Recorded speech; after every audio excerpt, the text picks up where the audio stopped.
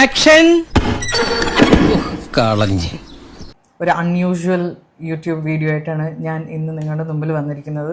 അടിവാതിലും തുറന്ന് വന്നിരിക്കുകയാണ് കടവാവില്. വീഡിയോ ചെയ്യേണ്ട ഒരു ആവശ്യം വന്നിരിക്കുകയാണ്.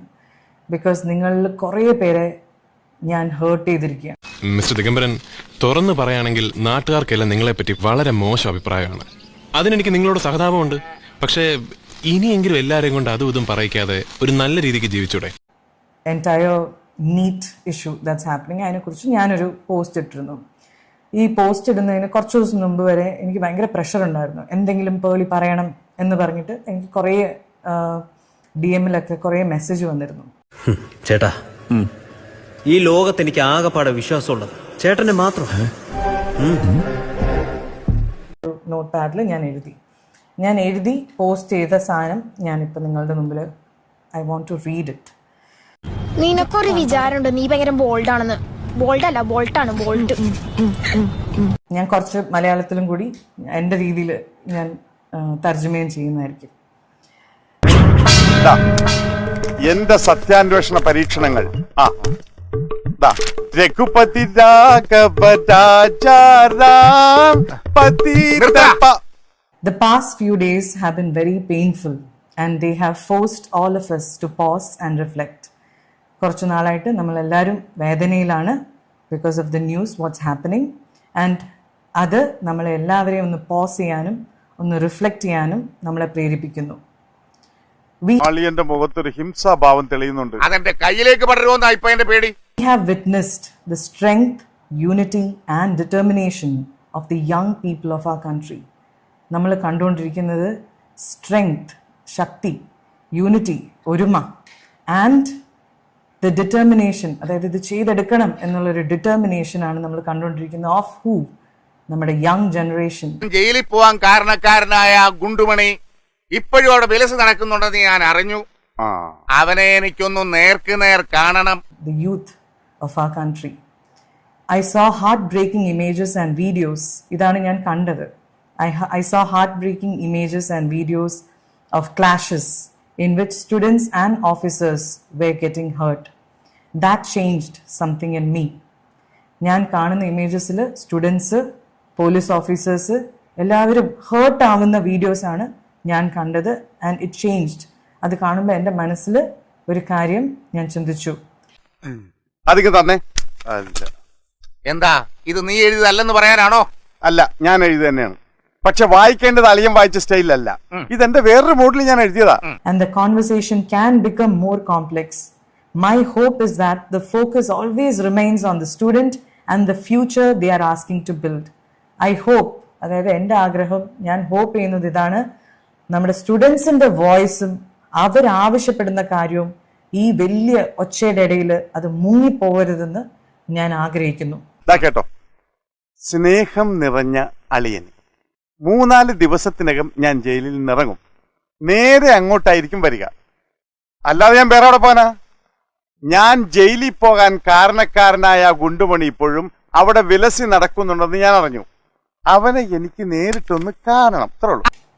I believe in the right to peaceful expression. ഞാൻ വിശ്വസിക്കുന്നത് പീസ്ഫുൾ എക്സ്പ്രഷനിലാണ്. നീ എന്ത് തേങ്ങയായി പറയുന്നത്? തേങ്ങ അണ്ണാ, പുള്ളി കൺഫ്യൂസ്ഡ് ആണ്. I do not believe in violence, no matter who it comes from. ഞാൻ ഒരിക്കലും വയലൻസിൽ വിശ്വസിക്കുന്നില്ല. തലച്ചോറില്ലാതെയും ഒരു ജന്തുവിന് ഇത്രയും കാലം ജീവിക്കാമെന്നതിന് ഏക ഉദാഹരണമാണ് ഈ തിരുമണ്ടൻ. ഒരു കുറച്ചു നേരം കഴിഞ്ഞതിന് ശേഷം ഞാൻ സ്വപ്നത്തിൽ പോലും ചിന്തിക്കാത്ത വ്യാഖ്യാനങ്ങൾ ഈ ഒരു പോസ്റ്റിന്റെ താഴെ കമന്റുകളായിട്ട് വരാൻ തുടങ്ങി. നീ ഉണ്ടായിട്ടുള്ളൂട്ടാ, നീ മാത്രം ഉണ്ടായുള്ളൂട്ടാ.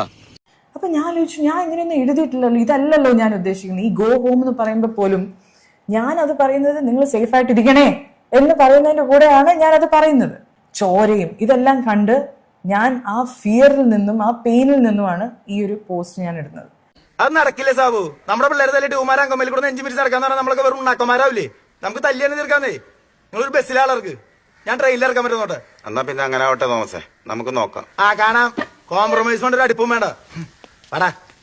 പിന്നെയാണ് എനിക്ക് മനസ്സിലായത്, എനിക്ക് കുറേ DM-ൽ ഒരു പോസ്റ്റ് മാത്രം എനിക്ക് കുറേ പേര് എടുത്തെഴുതാൻ തുടങ്ങി. അപ്പം എനിക്ക് ഭയങ്കര വിഷമായി.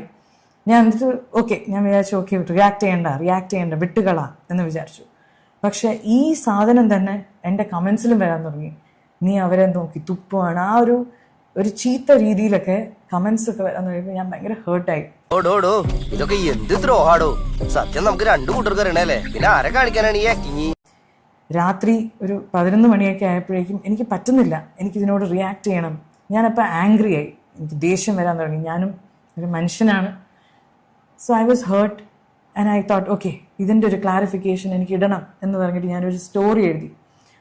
അതന്നത്തെ ചോരത്തിളപ്പിന് ആ സ്റ്റോറിയാണ് നിങ്ങളുടെ മുമ്പിൽ പിന്നെ വന്ന ഒരു സ്റ്റോറി. ഞാൻ ഡിലീറ്റ് ചെയ്യുകയും ചെയ്തു. ഇപ്പൊ എന്ത് ചോര തണുത്തു പോയാ? തണുത്ത് മരവിച്ചു എന്ന് പറയുന്നതാവും ശരി. എന്താ വെച്ചാൽ അതിലൊരു കാര്യം ഞാൻ എഴുതിയത് അതൊരു വലിയ തെറ്റായിരുന്നു ഞാൻ എഴുതിയത്. അതുകൊണ്ട് ഞാൻ ഒരു 15-20 കുറച്ച് നേരം കഴിഞ്ഞിട്ട് കുറച്ച് നിമിഷങ്ങൾക്ക് ശേഷം ഞാനത് ഡിലീറ്റും ചെയ്തു. എന്താ വെച്ചാൽ അത് തെറ്റാണെന്ന് എനിക്ക് മനസ്സിലായി. പക്ഷെ എനിക്കറിയാം എന്തായാലും സ്ക്രീൻഷോട്ട് പോകും. പക്ഷെ എനിക്ക് അതിനോട് യോജിപ്പ് എനിക്ക് തന്നെ ഇല്ലാത്തതുകൊണ്ട് ഞാനത് ഡിലീറ്റ് ചെയ്തു. അനുഭവം കൊണ്ട് പറയണം, ഇത്തരം കാര്യങ്ങളൊക്കെ ചെയ്യുമ്പോൾ നല്ല മെന്റൽ സ്ട്രെങ്ത് വേണം, അല്ലെങ്കിൽ പരിപാടിക്ക് പോകരുത്. അദ്ദേഹത്തിനോട് ഞാൻ ഈ ഒരു അവസരത്തിൽ ഞാൻ മാപ്പ് ചോദിക്കുകയാണ് അങ്ങനെ വിളിച്ചതിന്. I am sorry. I didn't mean to say that and I'm sorry if I hurt you by saying that.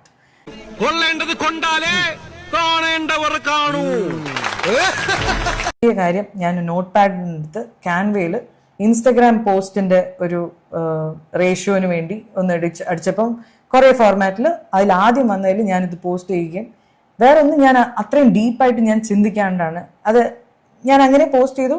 ഞാൻ അതങ്ങനെ അപ്ലോഡ് ചെയ്തു. നീയാണല്ലോ ഇത് എഴുതിയത്? എനിക്ക് എഴുതാനല്ലേ സാറേ അറിയൂ, വായിക്കാറില്ലല്ലോ. പാവം, എല്ലാ കഴിവും കൂടി ദൈവം ഒരാൾക്ക് കൊടുക്കൂലല്ലോ. മണ്ടൻ. അല്ല വായിക്കാറിയാൻ പോലത്തെ ഞാനൊരു മണ്ടനാന്ന് പറഞ്ഞതാ. എഴുതി ഞാൻ ഡിലീറ്റ് ചെയ്തു. പക്ഷെ ഡിലീറ്റ് ചെയ്തിട്ട് കാര്യമില്ല, എല്ലാവരും അപ്പോഴേക്ക് സ്ക്രീൻഷോട്ട് എടുത്തു.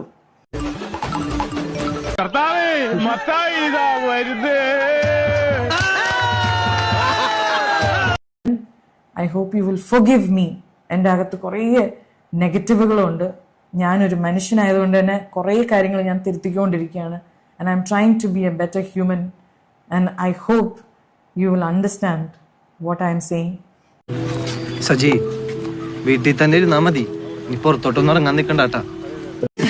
അതെ, ഞാൻ പോകുന്നു. പോയിട്ട് വലിയ കാര്യം ഉണ്ടായിട്ടല്ല, പക്ഷെ നിക്കാൻ നേരമില്ല.